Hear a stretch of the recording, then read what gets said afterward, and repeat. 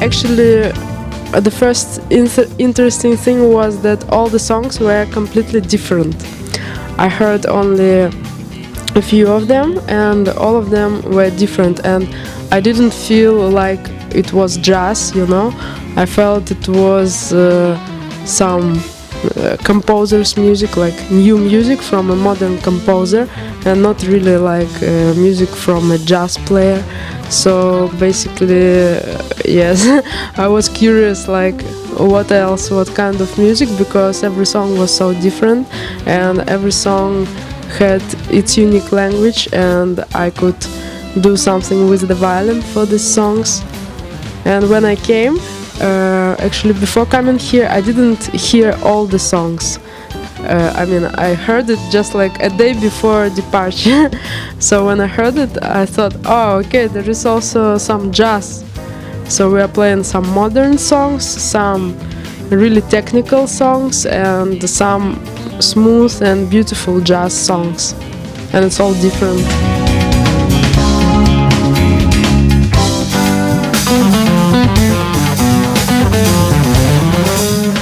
Kalau saya sih awalnya ketemu Zoltan itu dulu kita suka main di acara, ada salah satu kafe lah di Kemang itu, dulu kita pernah main bareng ngiringin Tohpati.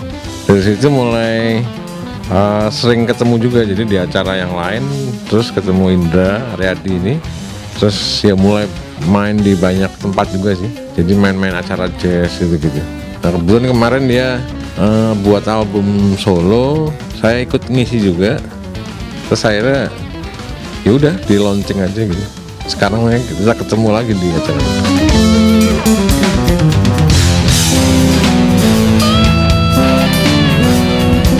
Happy banget, bangga banget bisa terlibat di konser album Zoltan Renaldi ini. Bukan hanya konser, tapi dari awal proses pembuatan album ini, karena ternyata apresiasinya juga begitu luar biasa dari para musisi tanah air, lalu juga bahkan ada musisi dari luar juga yang ikut terlibat.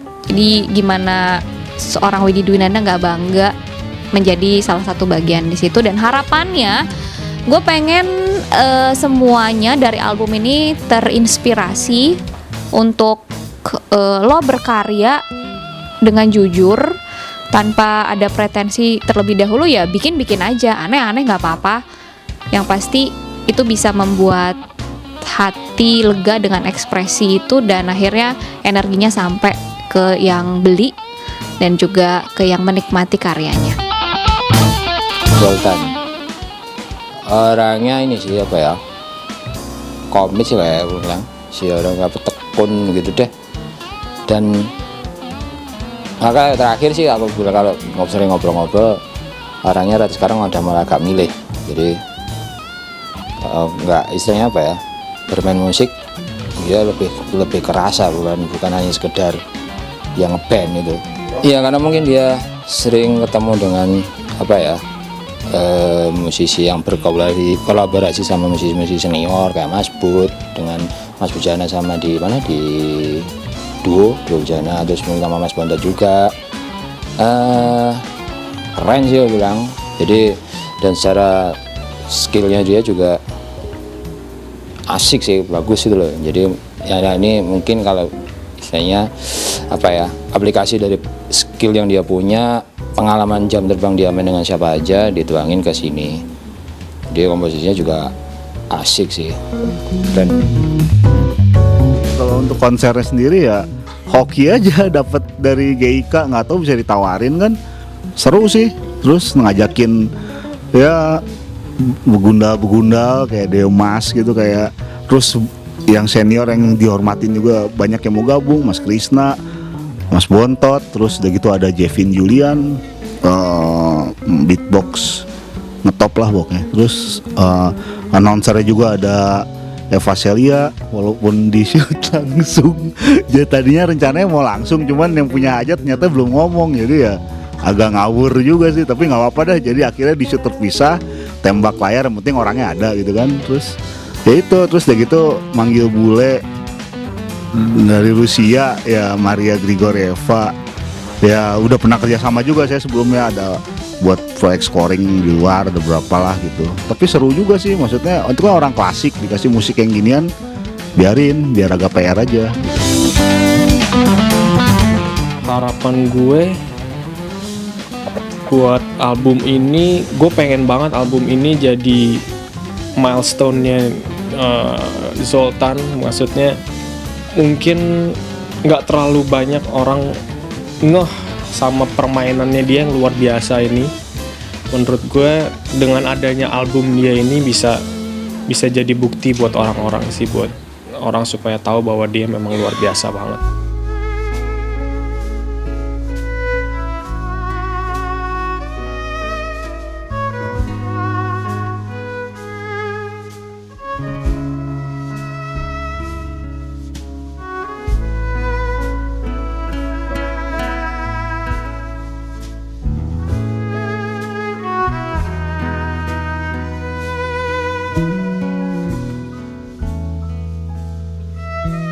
Awalnya itu ya pengen bikin album aja gitu tiba-tiba, terus kebetulan saya kenal teman saya Indra Aryadi, terus saya approach aja, ini gue ada lagu nih bla bla bla 1 2 3 dan seterusnya, kerjain bareng yuk. Ya udah dia oke. Terus habis itu bareng dengan kolega-kolega lain gitu kayak Mas Krisna Balat, Pati juga ada ngisi juga, terus Demas. Ya gitu aja sih paling. Jadi awalnya tuh sebenarnya agak lama sih, ini dari tahun 2014. Jadi banyak pending karena satu dan lain hal juga, karena selain waktu itu masih banyak main sama yang lain juga. Terus juga ada beberapa hal juga lah yang lumayan urgent juga waktu itu. Dan rekamannya awal-awal tuh cuman di rumahnya Indra yang masih yang rumah kecil, terus cuman di komputer rumah gitu. Tapi akhirnya setelah beberapa lama terus ada modal sedikit, akhirnya ada juga beberapa yang di studio, di professional studio, kayak misalnya drum gitu. Tapi sih sebenarnya basically tuh bisa dibilang 60-70% tuh dari studio rumahan sih.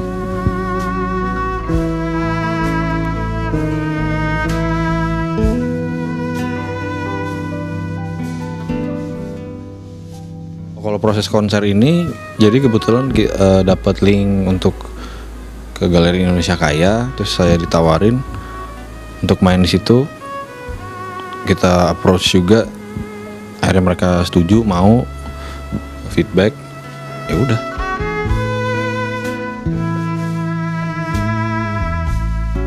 Terima kasih nomor satu ya sama Allah Subhanahu Wa Taala, jelas lah. Sama terus ya orang tua pasti, adik, terus guru-guru.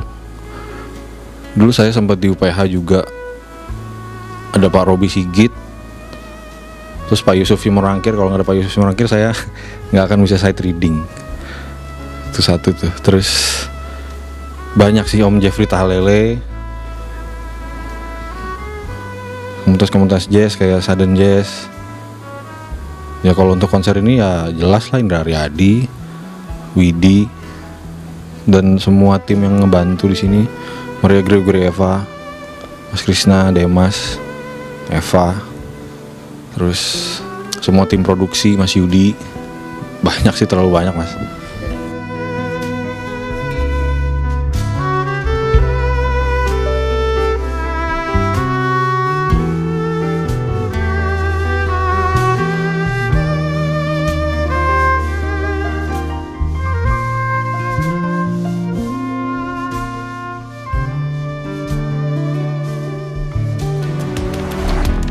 Ngisinya cuma satu lagu, ternyata lagunya susah banget tapi bagus banget. Isinya sangat lain ya, nggak seperti, kayaknya musiknya dia berpikir emang dia musik pingin buat untuk dirinya sendiri gitu, tapi bukan berarti terus musik itu rumit apa enggak. Apa ya, musiknya berkualitas ya. Perlu waktu yang banyak untuk maininnya. Aldi itu orang yang sangat potensial dalam bermusik bro, menurut gue. Dia adalah basis favorit gue di Indonesia. Yang kalau misalkan gue main dimanapun atau gue ngeband atau apa, terus gue butuh basis, pasti yang gue telepon tuh Aldi langsung. Dia bisa, dan dia itu orang yang sangat pendiam sih. Dia pendiam, emosian dan segala macam, tapi sekarang tuh udah banyak perubahan banget di Aldi. Dan sekarang dia kayaknya numpahin semua keluh kesahnya dia, terus semua thoughts-nya dia, pikirannya dia ke dalam albumnya dia yang Revelation ini. Dan Aldi buat ngajakin gue buat main di launching albumnya dia ini, gue seneng banget karena musiknya pun juga gue suka banget, eksperimental dan keren banget sih albumnya juga.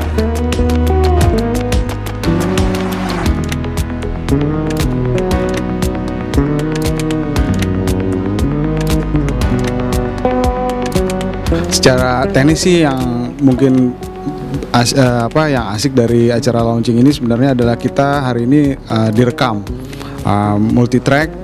Jadi nanti setelah acara launching ini bisa ditunggu live recordingnya.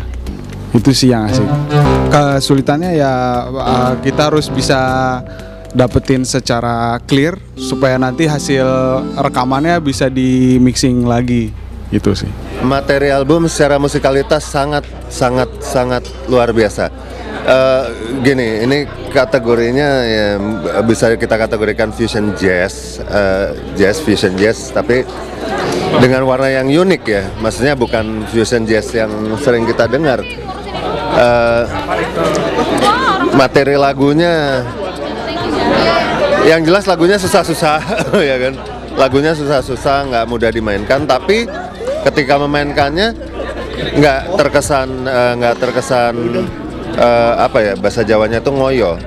Jadi karena Zoltan sendiri memiliki teknik yang tinggi, yang sangat tinggi. Jadi ketika memainkannya tetap dengan santai, tetap dengan dalam. Kalau aku bilang sih lebih ke lebih ke hati. Menurut saya sih secara materi ya berat, tapi tetap harmonis. Jadi ya kalau dibikin level ya Zoltan sih udah levelnya udah bagus ya, bukan yang musik yang industri, bukan yang hanya jual buat industri kacang gitu, tapi ini berbobot dan butuh wawasan untuk dengerinnya aja tuh butuh wawasan. Jadi musiknya tuh kayak cerita, tapi cerita yang mungkin ceritanya hidupnya dia atau itu sih. Dari judulnya aja Revelation juga merupakan mungkin dia dapat pencerahan atau apa, terisi kembali semangatnya bermusik.